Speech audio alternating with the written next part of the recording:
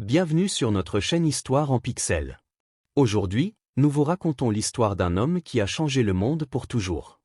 Il est l'une des personnes les plus célèbres de l'histoire, et même aujourd'hui, son nom est connu partout.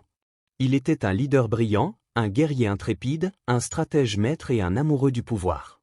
Mais sa vie était pleine de dangers, de trahison, d'amour et de guerre. Alors, êtes-vous prêt à plonger dans la vie incroyable de Jules César? Commençons. Jules César est né le 12 ou 13 juillet 100 avant notre ère dans la ville de Rome, le cœur de la grande République romaine.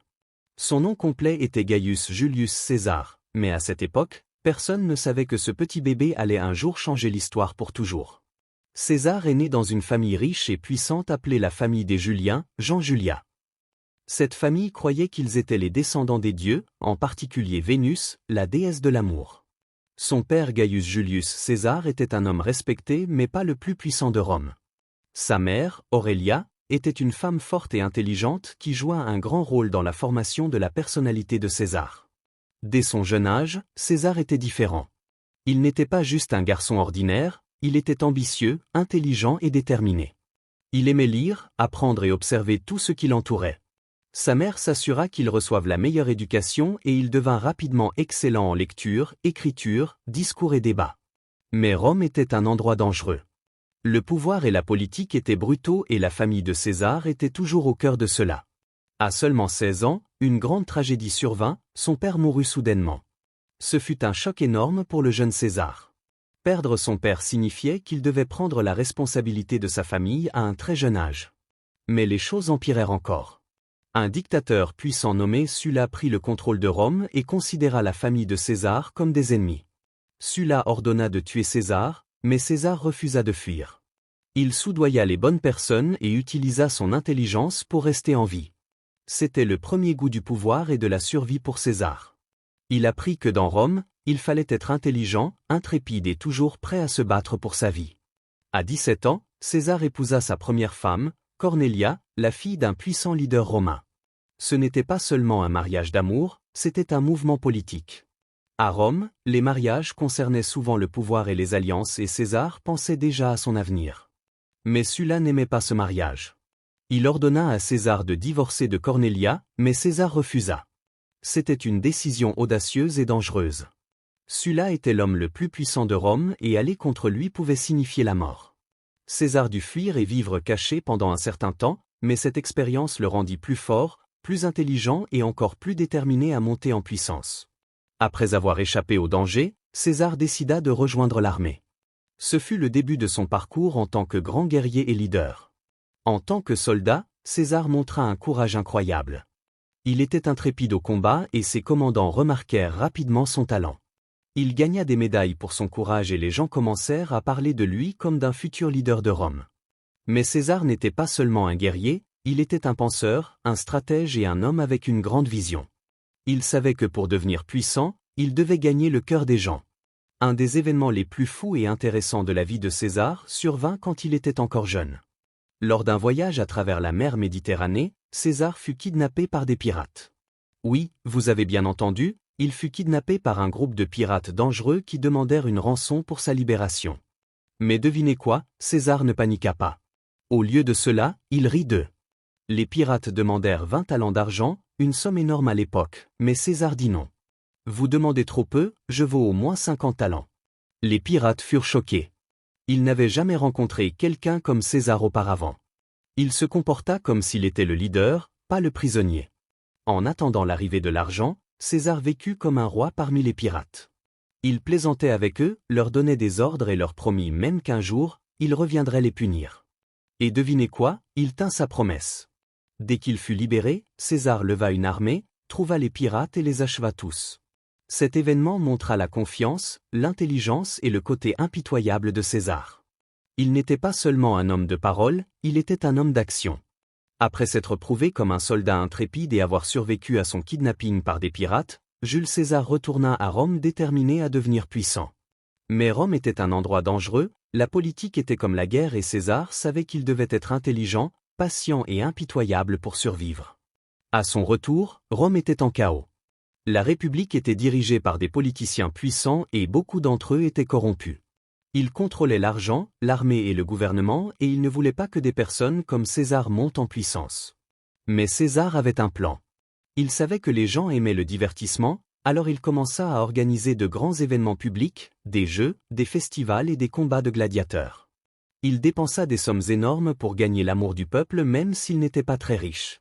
Il emprunta de l'argent à des amis puissants pour continuer à divertir et rendre heureux le public. Et cela fonctionna. Les gens ordinaires de Rome commencèrent à aimer César. Il devint une célébrité, un héros, un homme du peuple. Mais César ne voulait pas seulement être populaire, il voulait un vrai pouvoir. Et à Rome, le pouvoir venait de la politique et de l'armée. Il commença sa carrière politique en devenant avocat où il utilisa ses compétences oratoires brillantes pour gagner des affaires et attirer davantage l'attention. Ses discours étaient puissants, émotionnels et persuasifs. Il savait comment faire écouter les gens. Bientôt, il fut élu tribun militaire, puis questeur, un officier financier et plus tard sénateur.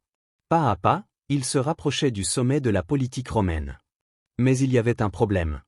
Beaucoup d'hommes riches et puissants à Rome le détestaient. Ils le voyaient comme une menace parce qu'il était trop ambitieux, trop populaire et trop dangereux. Pendant cette période, César souffrit d'une grande perte personnelle. Sa femme Cornelia mourut. Ce fut un moment douloureux pour lui car elle avait été à ses côtés pendant ses années les plus difficiles. Mais à Rome, le mariage concernait souvent l'avantage politique. Alors peu après la mort de Cornelia, César épousa une autre femme, Pompée, qui venait d'une famille très puissante. Ce mariage était censé aider sa carrière, mais il se termina en scandale. Pompée fut accusée d'avoir une liaison avec un autre homme et même si cela ne fut jamais prouvé, César divorça d'elle. Il dit célèbrement « Ma femme doit être au-dessus de tout soupçon ». Cela montrait à quel point il était prudent quant à son image publique. Il voulait être vu comme un leader fort, discipliné et honorable. Après le divorce, César fut envoyé en Espagne pour servir comme gouverneur. Ce fut un tournant dans sa vie. En Espagne, il vit une statue d'Alexandre le Grand, le célèbre conquérant grec. César réalisa qu'à l'âge d'Alexandre, celui-ci avait déjà conquis la majeure partie du monde, mais César n'avait encore rien fait de grand. À ce moment, César prit une décision. Il ne s'arrêterait pas tant qu'il ne serait pas l'homme le plus puissant du monde. En Espagne, il bâtit sa propre petite armée, combattit des batailles et montra ses incroyables compétences militaires. Il gagna la loyauté de ses soldats et lorsqu'il retourna à Rome, il était encore plus respecté et puissant. César savait que pour obtenir un véritable pouvoir, il avait besoin d'alliés. Il était ambitieux, mais il n'était pas l'homme le plus riche ni le plus puissant de Rome. Alors, il fit un accord secret avec deux des hommes les plus puissants de Rome. L'un était Pompée le Grand, un général célèbre aimé de ses soldats mais qui luttait pour garder son pouvoir. Le second était Crassus, l'homme le plus riche de Rome qui avait plus d'argent que n'importe qui mais manquait de popularité. Ils formèrent le premier triumvirat, une alliance secrète pour contrôler Rome ensemble. César promit d'aider Crassus et Pompée et en retour, il le soutiendrait dans leur ascension vers le pouvoir. Avec leur soutien, César fut élu consul, l'une des plus hautes positions de Rome. Maintenant qu'il avait le pouvoir, César en voulait plus. Il devint gouverneur de la Gaule, l'actuelle France, la Belgique et une partie de l'Allemagne. À cette époque, la Gaule était sauvage, dangereuse et pleine de tribus guerrières. Aucun leader romain n'avait jamais complètement conquis ce territoire. César y vit une opportunité de devenir une légende. Pendant les 8 années suivantes, dans leur ascension vers le pouvoir. Avec leur soutien, César fut élu consul, l'une des plus hautes positions de Rome. Maintenant qu'il avait le pouvoir, César en voulait plus. Il devint gouverneur de la Gaule, l'actuelle France, la Belgique et une partie de l'Allemagne. À cette époque, la Gaule était sauvage, dangereuse et pleine de tribus guerrières. Aucun leader romain n'avait jamais complètement conquis ce territoire. César y vit une opportunité de devenir une légende. Pendant les 8 années suivantes, il mena ses troupes à travers d'innombrables batailles, conquérant village après village. Sa tactique et son génie militaire étaient inégalés. La Gaule finit par tomber sous son contrôle et il devint l'un des commandants militaires les plus respectés de l'histoire. Quand il revint à Rome, il était accueilli en héros. Mais tous n'étaient pas satisfaits de son succès. Il mena son armée dans l'une des guerres les plus brutales de l'histoire. Les tribus de Gaule étaient des combattants féroces, mais César était un génie militaire. Il utilisait la stratégie, l'intelligence et la rapidité pour les vaincre une à une. Il construisait des ponts en un temps record pour traverser les rivières, Il trompait les ennemis en leur faisant croire qu'il était faible, puis attaquait soudainement. Il divisait et conquérait, s'assurant que les tribus ne s'unissent jamais contre lui. Sa bataille la plus célèbre fut le siège d'Alésia, où il encercla toute une ville et affama ses ennemis jusqu'à ce qu'ils se rendent. À la fin de la guerre, César avait conquis toute la Gaule, faisant de lui l'un des plus grands chefs militaires de l'histoire. Pendant que César était en Gaule, les choses à Rome se détérioraient. Son ancien allié Crassus mourut et Pompée se retourna contre lui. Le Sénat, dirigé par Pompée, ordonna à César de renoncer à son armée et de retourner à Rome en tant que simple citoyen, mais César refusa. Il savait que s'il revenait sans armée, il serait arrêté et tué. Au lieu de cela, il prit une décision historique. Il traversa la rivière Rubicon avec son armée, déclarant officiellement la guerre à Rome elle-même. Cela déclencha une guerre civile sanglante. César combattit contre Pompée et ses partisans et après de nombreuses batailles, il gagna. Pompée s'enfuit en Égypte, mais il fut trahi et assassiné. Lorsque César arriva en Égypte, il rencontra Cléopâtre, la jeune et ambitieuse reine. Elle était intelligente, charmante et belle, et elle voyait en César l'allié et l'amant parfait. Leur histoire d'amour fut l'une des plus célèbres de l'histoire. Cléopâtre voulait que César l'aide à rester au pouvoir et César fut captivé par sa beauté et son intelligence. Il aida Cléopâtre à vaincre ses ennemis et en retour, elle devint sa maîtresse. Ils passèrent de nombreuses nuits ensemble et bientôt Cléopâtre donna naissance au fils de César, Césarion. Mais à Rome, les gens étaient choqués. César était déjà marié à sa troisième épouse, Calpurnia, et de nombreux Romains n'aimaient pas l'idée que leur leader ait un enfant avec une reine étrangère. Cette affaire rendit César encore plus controversé, mais cela ne le dérangeait pas. Il était maintenant l'homme le plus puissant du monde et il avait de grands plans pour Rome. Jules César avait accompli tout ce qu'il avait jamais voulu, pouvoir, gloire et amour. Il avait conquis la Gaule, vaincu Pompée et pris le contrôle de Rome.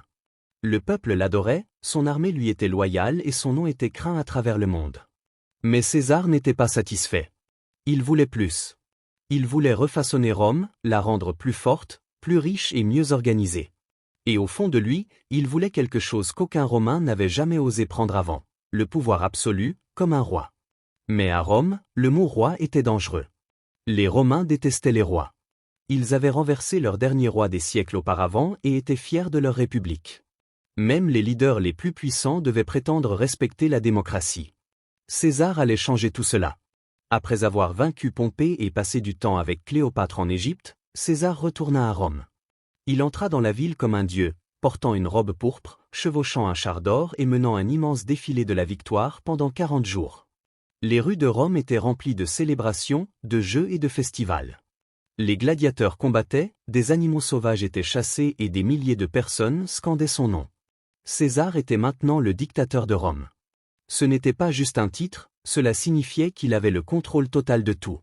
Personne ne pouvait remettre en question ses décisions. Il pouvait faire des lois, déclarer la guerre, contrôler l'argent et punir ses ennemis. Mais même s'il avait un pouvoir absolu, il prétendait toujours respecter le Sénat. Il leur laissait leur poste, mais en réalité, il n'avait plus de pouvoir. Maintenant qu'il dirigeait Rome, César voulait tout changer. Il commença à introduire de grandes réformes pour aider les pauvres. Il donna des terres et de l'argent aux soldats et aux citoyens pauvres, il répara le calendrier, introduisant le calendrier julien que nous utilisons encore aujourd'hui. Il agrandit Rome, planifiant de nouvelles villes, routes et bureaux gouvernementaux. Il accorda la citoyenneté romaine à plus de gens, rendant Rome plus forte. Le peuple l'aimait pour cela. Il rendait Rome meilleure, plus riche et mieux organisée. Mais tout le monde n'était pas heureux. Beaucoup de sénateurs et d'élites romaines étaient en colère et jaloux. Ils pensaient que César agissait comme un roi, et à Rome, les rois étaient détestés. Même s'il était déjà marié à Calpurnia, César était toujours profondément amoureux de Cléopâtre. Elle vint à Rome avec leur fils Césarion et vivait dans une villa luxueuse. Cela provoqua un scandale. Beaucoup de Romains étaient furieux que leur leader ait une maîtresse égyptienne et un enfant étranger. On murmurait que César voulait épouser Cléopâtre, en faire une reine et même nommer leur fils comme son héritier. C'était inacceptable pour l'élite romaine. Aucun leader romain n'avait jamais transmis le pouvoir à son fils. Rome était une république, pas une monarchie. Le Sénat et de nombreux Romains puissants commencèrent à craindre que César ne prévoie de devenir roi et leurs craintes s'aggravèrent lorsque César commença à agir comme un roi. César prit une décision audacieuse. Il plaça sa propre statue dans les temples, ce qui n'était fait que pour les dieux. Il commença également à s'asseoir sur un trône doré, à porter des vêtements royaux et à agir comme un roi. Lors d'un festival public, son ami Marc-Antoine tenta de mettre une couronne d'or sur sa tête, mais César la refusa 2 fois, sachant que les Romains détestaient les rois. Il prétendit ne pas vouloir être roi, mais tout le monde pouvait voir la vérité. Il voulait le pouvoir pour la vie. Le Sénat était terrifié. Il savait que s'il ne l'arrêtait pas, il mettrait fin à la République pour toujours. Un groupe de sénateurs dirigé par Brutus et Cassius commença à tenir des réunions secrètes. Ils croyaient que s'il ne tuait pas César, il deviendrait bientôt roi de Rome et détruirait la République. Mais il y avait un problème, César était trop puissant. Il était aimé par l'armée, le peuple et de nombreux sénateurs. Les conspirateurs décidèrent donc d'agir rapidement. Ils planifièrent de l'assassiner aux Ides de Mars, le 15 mars 44 avant JC. La nuit avant l'assassinat, la femme de César, Calpurnia, fit un rêve terrible. Elle vit le corps de César couvert de sang et le supplia de ne pas aller au Sénat ce jour-là. Pour la première fois de sa vie, César hésita. Il était généralement courageux et intrépide, mais quelque chose à propos de ce jour semblait mal. Le matin, un devin l'avertit, « Méfie-toi des Ides de Mars ». Mais César en rit. Il n'avait jamais eu peur de quoi que ce soit auparavant, alors pourquoi commencer maintenant? Il ignora les avertissements et alla au Sénat. Aussitôt que César entra dans le Sénat, les conspirateurs l'entourèrent. Soudain, l'un d'eux le poignarda dans le dos, puis un autre et un autre. César se défendit, mais il était en minorité. Il fut poignardé 23 fois. Ensuite, il vit quelque chose qui lui brisa le cœur. Son ami proche Brutus leva un couteau contre lui. Les derniers mots de César furent « Es-tu, Brute ?» Ce qui signifie « Toi aussi, Brutus ?» À ce moment-là, il cessa de se battre. Si son meilleur ami l'avait trahi, alors c'était fini. Il s'effondra, mort. Les conspirateurs pensaient qu'ils avaient sauvé Rome, mais ils avaient tort. Jules César était mort, poignardé 23 fois par son propre peuple, gisant dans une mare de sang sur le sol du Sénat. Le grand homme qui avait conquis des terres, remporté des batailles, vaincu des ennemis et remodelé Rome était parti. Mais sa mort n'apporta pas la paix. En fait, cela créa la plus grande crise politique de l'histoire romaine. La République était brisée, Rome était en chaos et ceux qui pensaient qu'en tuant César, ils sauveraient Rome avaient commis la plus grande erreur de leur vie. La vérité était simple, César n'était pas juste un homme, il était un mouvement, une révolution, un symbole de pouvoir. Et sa mort n'arrêta pas ce mouvement, au contraire, elle déclencha une guerre qui allait changer le monde pour toujours. Lorsque le peuple romain entendit parler de l'assassinat de César, ils étaient furieux. Ils aimaient César. Il leur avait donné des terres, de la nourriture, de l'argent et de l'espoir. Il les avait rendus fiers et maintenant le Sénat l'avait enlevé. Mais ce n'était pas juste leur colère qui changea l'histoire, c'était le discours d'un homme, Marc-Antoine. Le plus proche ami de César et son général le plus loyal s'avança. Il était intelligent, rusé et dangereux. Il savait exactement comment retourner le peuple contre les tueurs. Lors des funérailles de César, Marc-Antoine leva le manteau sanglant de César et le montra à la foule massive. Sa voix était forte et émotive alors qu'il disait « Regardez ce sang. C'était le sang de votre héros, de votre leader, de votre protecteur. Regardez ce qu'ils lui ont fait. Ils l'ont appelé tyran, mais il vous aimait tous et maintenant il est mort, tué par ses propres amis. » Ensuite, Antoine lut le testament de César, un document dans lequel César avait laissé de l'argent et des terres aux citoyens pauvres de Rome. La foule explosa de colère. En quelques heures, des émeutes éclatèrent. Le peuple attaqua les maisons des conspirateurs, les brûlant. Les sénateurs qui avaient tué César durent fuir pour sauver leur vie. Au lieu de sauver la République, ils l'avaient détruite. Après la mort de César, Rome était divisée. Il y avait maintenant 2 camps, d'un côté, les assassins, Brutus et Cassius. Ils prétendaient sauver la République. De l'autre côté, les loyalistes de César, Marc-Antoine, Octavien et Lépide.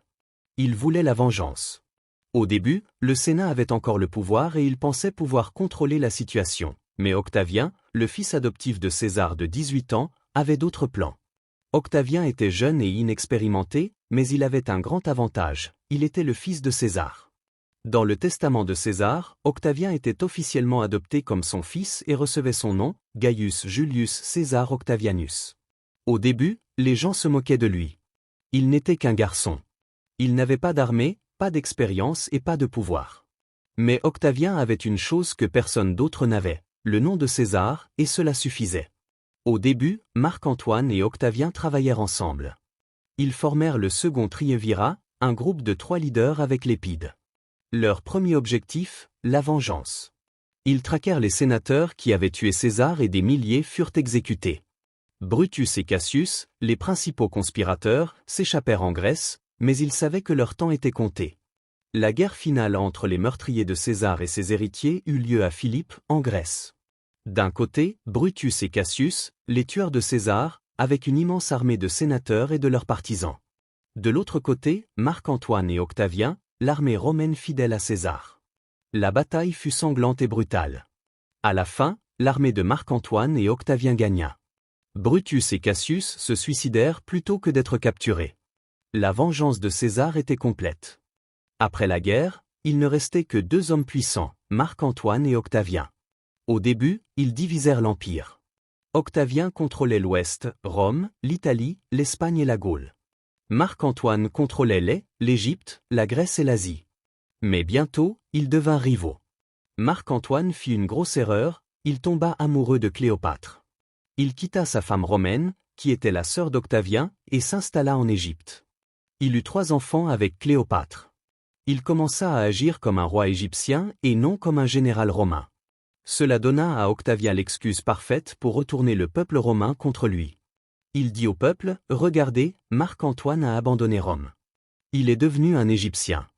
Il est sous le charme de Cléopâtre. » Le peuple romain se retourna contre Marc-Antoine. La bataille finale, la bataille d'Actium, eut lieu en 31 avant J.C. Octavien déclara la guerre à Antoine et Cléopâtre. Lors de la bataille d'Actium, la flotte d'Octavien détruisit la marine d'Antoine et de Cléopâtre. Antoine s'enfuit en Égypte, suivi de Cléopâtre, mais ils savaient tous deux que c'était fini.